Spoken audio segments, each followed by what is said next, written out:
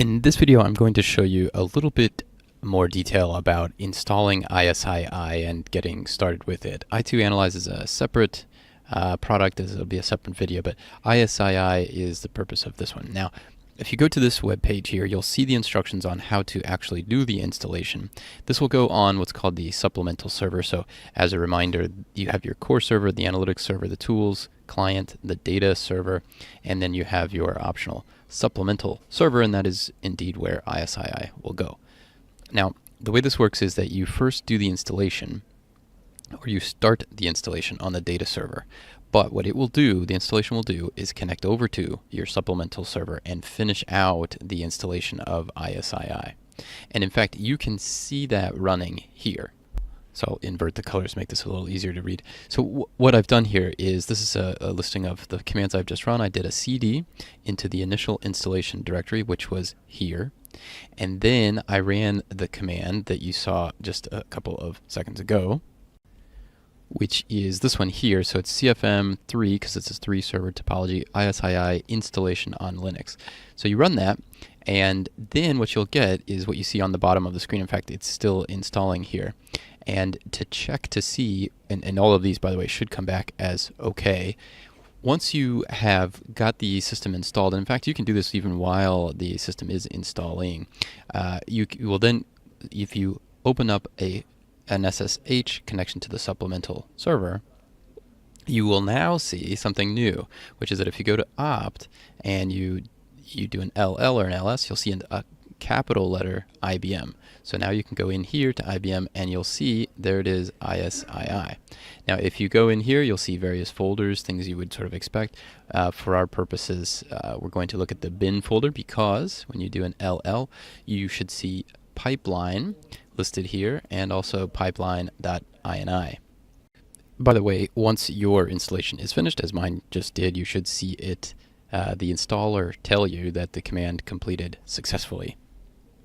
And I should point out too that the EWAS that in this diagram, you see something called EWAS. So identity, Infosphere Identity Insight, which by the way is ISII, which we've been looking at, will install a kind of version, or will install into a kind of WebSphere version called EWAS, and that's what you're seeing. And then the WebSphere SDK is included, and then ultimately you get this IMQ client, so that the client will connect over to the core server, and the IMQ, or the queue portion of ISII is available. And essentially what this means here is that if you are using ISII for queues, like with MQ for example, you can make a connection over to the core server which is running MQ, and then put messages and essentially get messages. This is the connection into MQ. Now EWAS specifically is a reference to something called embedded WebSphere application server. So this is a quick explanation of EWAS. And you can see here that it says this tech note applies specifically to EWAS, not the full version of WebSphere. So this is essentially a kind of version of WAS, but it's not the entire WebSphere network deployment version that you may be used to from other products that are in Counter Fraud Management. And in case you're curious about the different versions of WebSphere, you'll notice that we have the WebSphere application server, or WAS, Liberty Core, the application server itself, really just sort of the base product, and then there's also a network deployment. Of course, we're used to the network deployment. And the embedded server, as far as I can tell, is something that comes with given products. So for example, it comes with SDS, that's the Secure Directory Server, the former Tivoli Directory Server, and some other products. So if WAS is bundled with your product, as it is with ISII, it may indeed come with EWAS. And also, just as a clarification, we talked about IMQ and IMQ client, the server and the client. The I is really for ISII, and it's still an MQ client and an MQ server. So this is the typical MQI interface that we've seen in the past. And if that sounds a little vague to you, just go take a look at another video in the same series about MQ called MQI. You'll see one. But essentially, MQI is just the client It's the code. You actually have to download this onto, say, for example, a Windows computer that will give you the code to connect into the queue manager, right? So MQ, this is like, imagine this is running inside WebSphere MQ, and then inside MQ you have these series of MQ managers, and then you have your queues that sit on the queue manager. Well, if you're this client out here, like we are in the case of ISII, it needs to connect over to the queue manager, which it does by using an API called the MQI, and that's message queue infrastructure, I believe, that will connect you over. And that connects actually to a listener, because this is actually a channel that would get connected. You can see this channel actually running here. This listener is a port though, so you essentially connect from your MQI to this listener port, and that'll take you into the MQ queue manager. But the whole point of me explaining all of that was because I wanted to show you very quickly that this pipeline.imi file is a really, really important file, and if you open it up, which we'll do here, you can see the port, the URL, along with the path, which will include the port of where you need to go to log into ISII. Now, before we do that, I just want to show you an architectural diagram of how this works. And by this, I mean ISII. So ISII's architecture is as follows. You have these data sources out in your environment somewhere, and you have an acquisition program that will go essentially connect over to those data sources. Then what happens is you see this connection here called UMF, which stands for the Universal Message Format. This is actually a PDF I'm in here, but it's really just a knowledge center, which you can use, so you can do a search there and find this. And it is an extensible XML dialect used for structuring data source files. So in other words, the message or your data is going to come in from your data source to the acquisition program, come into the pipeline as a UMF. And if you're wondering, what on earth is a pipeline? A pipeline is analogous to a channel, like we just saw with QM, with MQ and a queue manager. So a pipeline is a component that will perform the name and address hygiene, standardization, data quality, and so on. But what's interesting is those are essential to ISII, by the way, but they are running on a node. And a node is the physical machine that that will host the pipeline processes. So those are indeed threads, and if you want to run more than one ISII thread at the same time, you can do that with multiple pipelines. And then this is also very interesting here with the acquisition programs, entity database, and queues. The acquisition programs will do essentially, like we said, if you're going to grab data, bring it in, it will do that through these acquisition programs.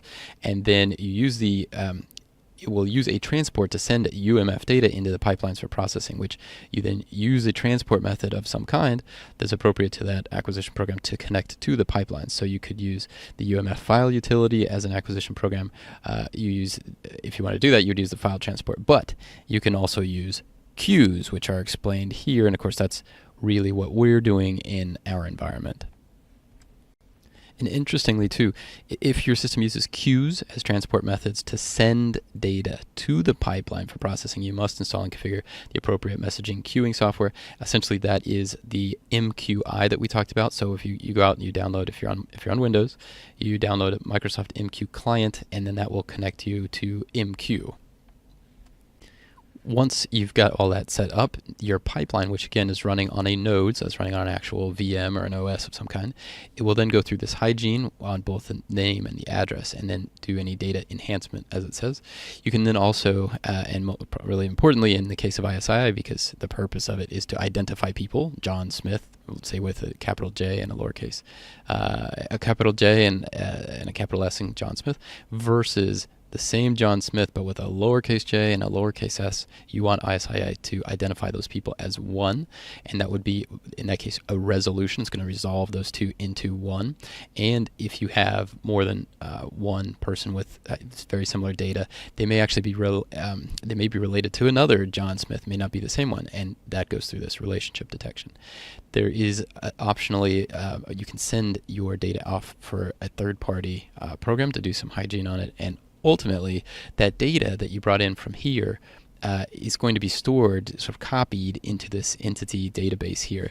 And then as we saw earlier with these transports, it will you can then connect out to some other, like a file or MQ, to sort of save the results out. And then you'll also have this console, which is the main GUI into the system, and then there's a visualizer, and then also a user, where the visualizer is used to analyze and do disposition of alerts, explore relationships, perform searches, and generic reports, and where the user is the one who's really interacting with ISII through the visualizer and through the console. Now, earlier we said that this was the URL that you could use to get into the system, and that's actually true. You can do that. But notice what happens. We get a message about this connection is not secure because this is an HTTP, not HTTPS connection. So if you want the port for HTTPS, you can go to this web page and then type 13.5.10. That will give you the web server port HTTP, and then you'll see HTTPS is 13.5.11.